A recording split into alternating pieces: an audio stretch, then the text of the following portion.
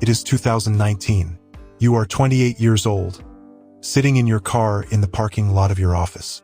You just got a promotion. Your salary is now $100,000 a year. You call your parents. Your mom cries a little. Your dad says, "You made it," and you believed him. Fast forward to 2026. You make $112,000. You have a decent apartment. You drive a used car that is 3 years old and still has 4 years of payments left. You have approximately $11,000 in savings. Your 401k exists technically. You have not been on a vacation longer than 3 days in 2 years, because the math never quite works out. You are not broke, but you are never not broke. That feeling has a name. Economists call it the middle-class squeeze. But that phrase is too polite, too clinical. What is actually happening is something more insidious, more structurally engineered, and far more difficult to escape than any chart or term paper will ever tell you. So let us talk about it plainly. $100,000 a year in 2026 is not wealth. It is not even comfort in most American cities. By the metrics that actually matter, that salary is closer to what $40,000 felt like 2 decades ago. And the reasons why are not random.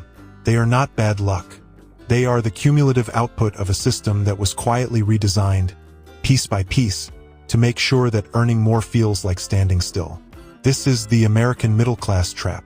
And once you see how it works, you will not be able to unsee it. Let us start with a number. $100,000 sounds like a lot because for most of American history, it was. In 1985, a household earning $100,000 annually was genuinely wealthy. They were in the top 3% of earners. They owned a home outright in many cities. They sent kids to college without loans. They had a pension, a summer trip, and a comfortable retirement in their future. Now fast forward to today. $100,000 in 2026 still sounds impressive at a dinner party. It still makes people nod. But here is what happens to it before you spend a single dollar on anything you actually want. Federal income tax at that level takes somewhere between 18 and 22% depending on your deductions. Social Security and Medicare add another 7.65% on top. Many states pile on another 4 to 10%. Before you buy groceries, roughly 30 to 35 cents of every dollar you earned has already been redirected. So your $100,000 is now effectively $65,000 to $70,000. That is your actual starting point. Now comes housing. In 1985, the median home price in the United States was approximately $82,000.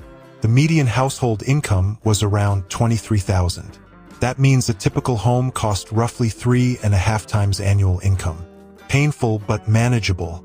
A 20% down payment, a 30-year mortgage, and a family could realistically own their home outright before retirement. Today, the median home price in the United States sits somewhere north of $420,000. In cities where the jobs actually are, that number doubles or triples. San Francisco, New York, Austin, Denver, Miami, Boston, Seattle. The places where a $100,000 salary is most likely to exist are precisely the places where that salary disappears fastest. Financial advisors recommend spending no more than 30% of your gross income on housing. On a $100,000 salary, that is around $2,500 per month. Go find a 2-bedroom apartment in any major metropolitan job market for $2,500. We will wait. In most cities, that number rents you a 1-bedroom in a neighborhood that your GPS hesitates before routing through. If you want something livable, safe, with reasonable commute access to where white-collar work actually exists, you are looking at $3,000 to $4,500 a month minimum. That is 40% to 54% of your gross income, before taxes, going directly to a landlord or a mortgage. And that is before the interest rate. In 2021, the average 30-year mortgage rate sat around 3%. The housing market was already inflated, but the cheap debt made the math almost survivable. In 2026, those rates have climbed to levels not seen since the early 1990s. Borrow $400,000 at 7% and your monthly payment alone is roughly $2,600. Do it at the prices markets are asking in Chicago, Phoenix, or Nashville, and you are looking at monthly obligations that a genuinely solid income can barely sustain. So we are not even past rent yet, and the $100,000 salary is already starting to feel like a fiction. But housing is just the most visible part. Let us go deeper. There is a concept in economics called lifestyle inflation. The idea is that as people earn more, they tend to spend more, and the gap between income and security never quite closes. And while there is truth to that as a personal behavior pattern, it misses something important. A meaningful portion of what looks like lifestyle inflation is not discretionary. It is the minimum cost of being a functioning adult in the modern American economy. Think about what it actually costs to be alive at $100,000 a year in 2026. Health insurance, if your employer does not cover it fully, can run anywhere from $500 to $1,200 per month for a single adult with a reasonable deductible. If you have a family, that number can climb above $2,000 per month without blinking. The United States spends more per capita on healthcare than any developed nation on Earth and has worse outcomes on multiple key metrics. That cost sits on your shoulders whether you are healthy or not. Transportation. The American city, with a few notable exceptions, was designed around the car. Transit infrastructure in most metros is either absent, unreliable, or both. So you own a car, or you lease one. The average new car payment in 2026 is over $700 per month. Add insurance at $150 to $250 per month. Add gas. Add maintenance. The average American spends between 10 and 15% of their income on transportation. Student loans. The class of 2026 is carrying an average debt load somewhere between $30,000 and $80,000, and that is for a bachelor's degree alone. A graduate degree, which is now effectively required for many careers that used to require only a bachelor's, can add another $40,000 to $120,000 on top. At current federal loan interest rates, a borrower with $60,000 in debt pays roughly $600 per month for 10 years. That is $72,000 repaid on a $60,000 loan. And that assumes they earn enough to pay aggressively. Many do not. Childcare.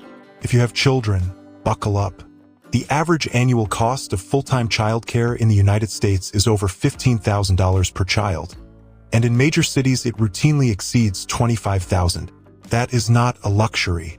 That is the price of going to work. Two working parents with one young child in a city like Boston or Seattle can easily spend more on childcare than on their mortgage. This is not an edge case. This is the norm for an entire generation of working families. Groceries, utilities, phone, internet, subscriptions that have slowly replaced cable but cost nearly as much. The quiet, mandatory expenses of modern existence. By the time you have accounted for taxes, housing, healthcare, transportation, debt service, and childcare, a $100,000 salary in 2026 can leave you with somewhere between $1,200 and $2,500 per month for everything else. That is savings, entertainment, clothing, furniture, home repairs, gifts, emergencies, and any attempt to build a future. That is the math. And the math is not cruel by accident. Here is where the story gets more uncomfortable. The system was not always this way, and it did not change by itself. From roughly 1945 to 1975, the United States ran what historians sometimes call the Great Compression. Incomes across the economic spectrum were converging. Unions were strong. Corporate pay ratios between executives and workers were measured in tens, not hundreds. A factory worker could own a home, support a family, take a vacation, and retire with a pension. The middle class was not just a demographic. It was an economic reality that hundreds of millions of people could credibly access. Then the 1980s arrived, and with them, a set of policy and structural shifts that were sold to the public as liberation and efficiency, but functioned in practice as a slow wealth migration.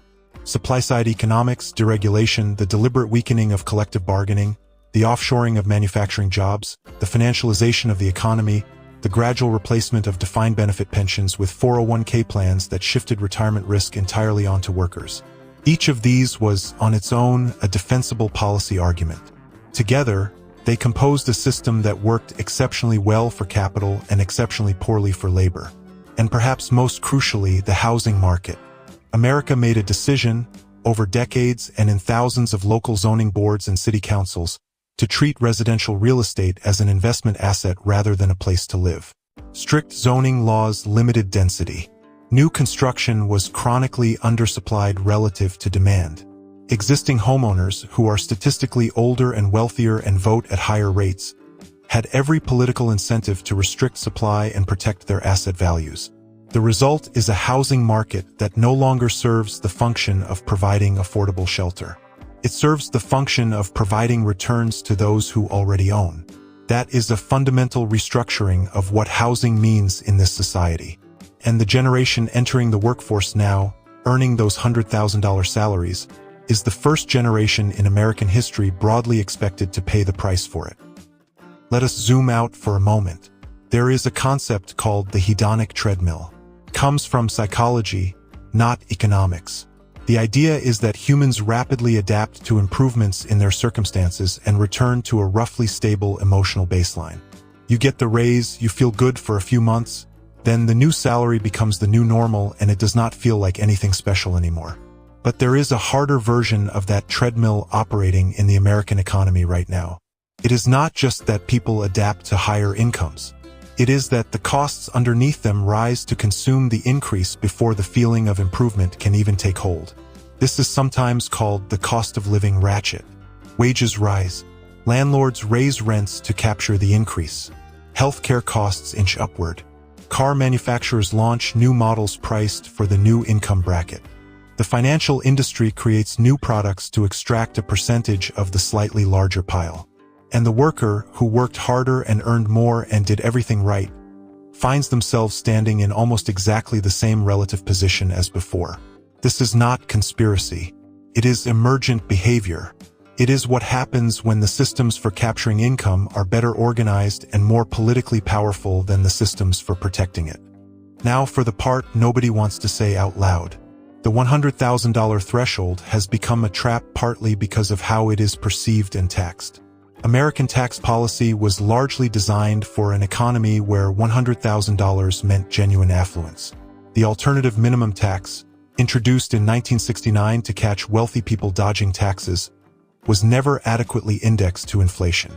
For decades it quietly crept down the income ladder until Congress finally acted. Many deduction phase-outs, benefit cliffs, and progressive brackets were written for a world where $100,000 was a lot. Today, that income sits in a peculiar no-man's land.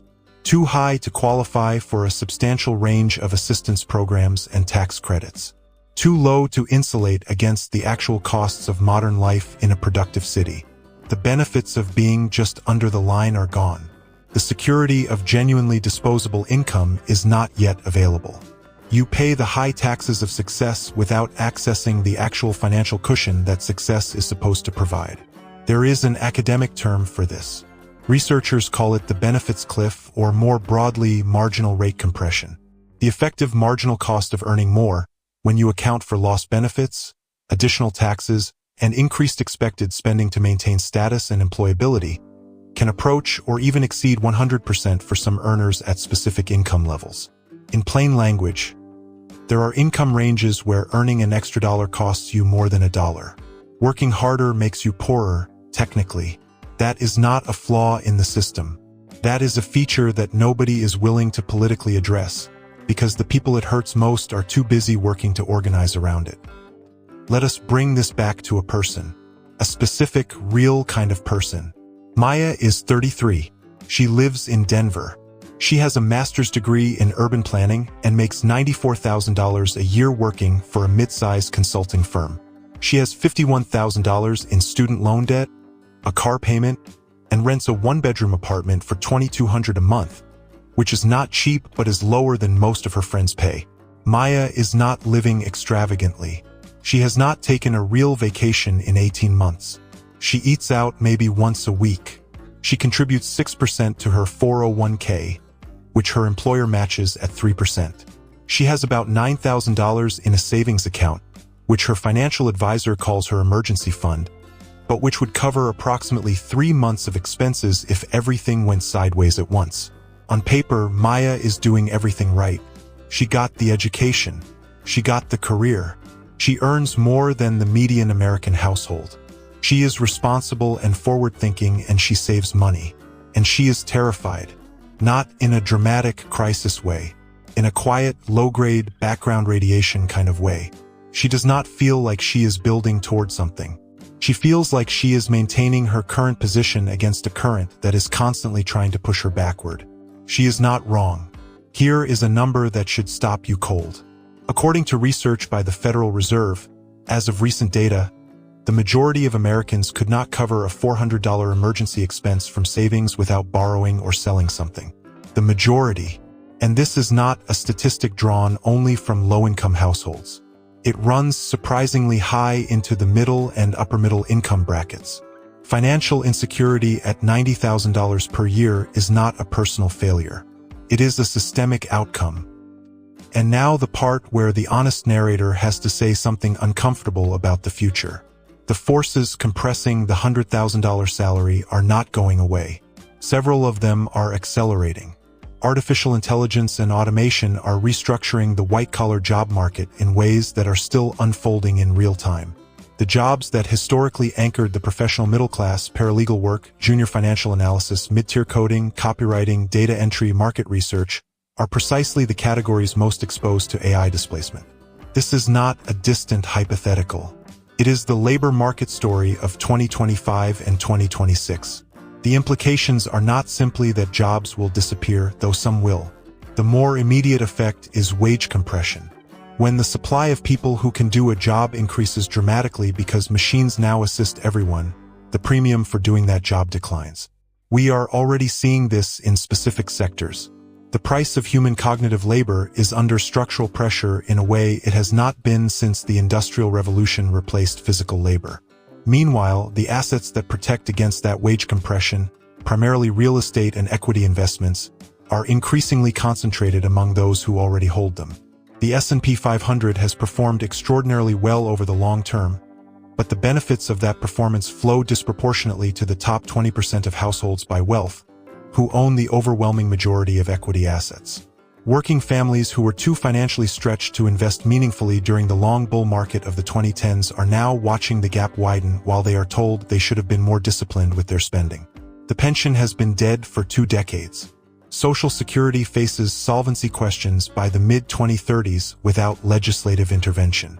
The 401k system places the entire burden of retirement planning, market timing, contribution discipline, and investment selection on workers who were not trained for it and are not compensated for the expertise it demands. And the data show that median 401k balances at retirement age are nowhere close to what is needed to sustain a 30-year retirement without additional income. The retirement crisis has not arrived yet. It is coming in slow motion, and it will be the defining economic event of the 2030s and 2040s. So where does that leave us? $100,000 in 2026 is not a number. It is a threshold that millions of Americans cross and then discover means something completely different from what they were told. The promise attached to that number, the promise of stability, freedom, options, of having made it, is real in the culture and increasingly fictional in the math. This is not a story about people living beyond their means. It is a story about means that were redesigned over decades to shrink. It is a story about a tax code that was not updated, about a housing market that was deliberately constrained, about healthcare costs that were allowed to spiral in ways no other wealthy nation permitted, about a retirement system that transferred risk to the least equipped party to bear it, about wages that grew while costs grew faster. The middle class is not disappearing because people are weak or lazy or irresponsible with money. It is contracting because the scaffolding that built it was quietly disassembled piece by piece, in the interest of efficiency and returns and quarterly earnings and asset values, by people who already owned enough that they did not need the scaffolding anymore. And the cruelest part is this: the $100,000 earner is still better off than most Americans. They are still in the upper portion of the income distribution, and they still feel like they are falling.